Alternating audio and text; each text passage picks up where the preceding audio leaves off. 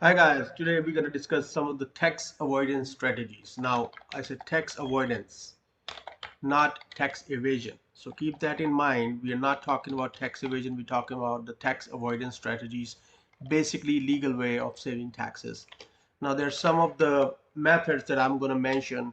You probably heard about it or you know about it. So first one is the 1031 exchange.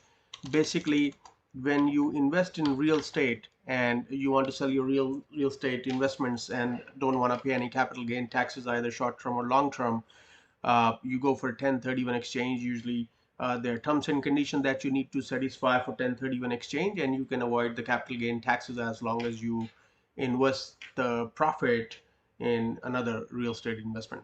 Now, the second one that I would like to mention is capital gains versus ordinary gains.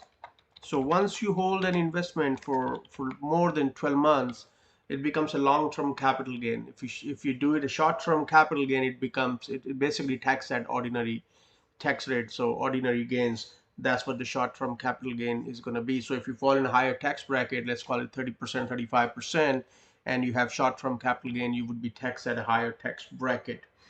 Uh, Now, another exemption that a lot of people miss is basically their personal residence exemption, which basically goes in their 1040 form Schedule A. Personal residence exemption, they can get itemized deduction versus standard deduction. So personal residence exemption is there. There another methods is inheritance versus gifts. So there are a lot of tax strategies, and uh, basically, if you want to play the game like rich people, multi-billionaires do, inheritance versus gifts, uh, these are the strategies that we like to discuss: inheritance versus gifts, in which you can save taxes. So I'm just gonna give a basic definition in basic terms so that you would know what are the tax avoidance strategies out there for rich people that you can use for yourself. Now, another one I would mention is retirement planning strategies. Basically, uh, like doing SAP IRA, 401k, those sort of contributions that you can make to basically do tax deferment and avoid taxes for them. Now, there's a lot of other strategies out there. It depends from business to business, person to person. Then the best strategies that I use is basically use of business entities. So business entities such as S corporation, C corporation, S corp, C corp, or LLC, that you can claim your expenses, basically business expenses, as long as they are necessary and ordinary. You can claim them in C corporation, S corporation, or LLC. Next point I like to mention is basically shift your income to a lower tax bracket.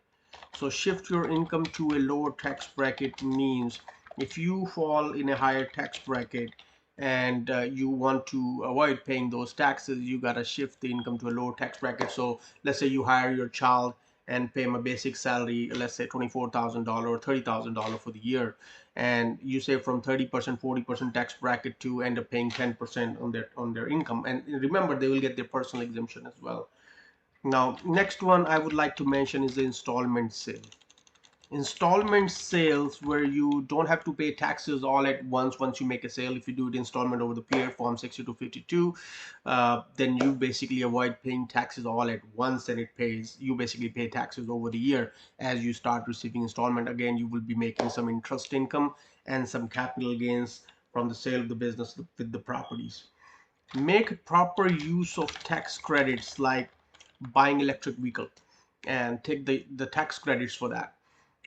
For business use, form 3800 or 8936, section 179, buying a vehicle for the business, use of tax credits, like $7,500 tax credit for electric vehicle that you have. Now, there are a lot of other strategies out there, but I'm just giving you basic tip so that you would know what sort of tax avoidance strategies are out there that legally you can use. Another one is a rental real estate.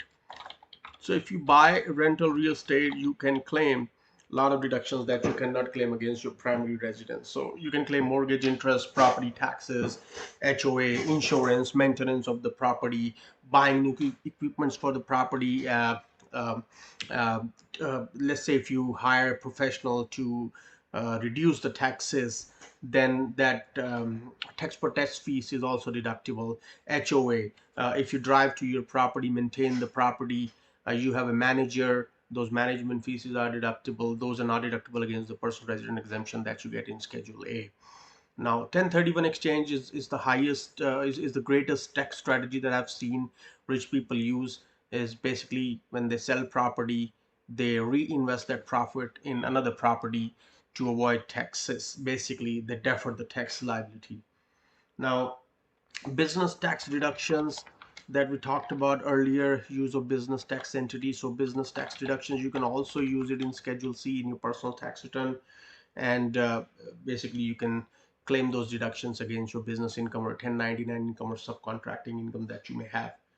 um, in addition to that, if you get a stock trader status. So a lot of people do day trading, and if they get a stock trader status, basically, if they buy and sell stocks, let's say 3 times in a week or within the 5 time period, and then you become a stock trader status, you take a stock trader status. Now it becomes a legit business. You can claim business expense deductions against it, like your computer, internet, home office expense, and other things. Not just the capital gain, capital losses, but you can claim these deductions, form an entity, start trading under that company's name, and claim all these deductions there. In addition to that, there are oil and gas investments where you can claim some depletion intangible costs. So basically, depletion intangible cost deductions are there. Uh, there are a lot of other tax credits there. It's a huge, large topic. I mean, I don't want to go in detail, but these are the tax avoidance strategies basically you can use. Of course, you need to discuss with your CPA. I'm a CPA by profession as well, but I just wanted to mention these terms condition for you guys once you get into investment world. These are the deductions that you should use for tax avoidance and basically defer your tax liability.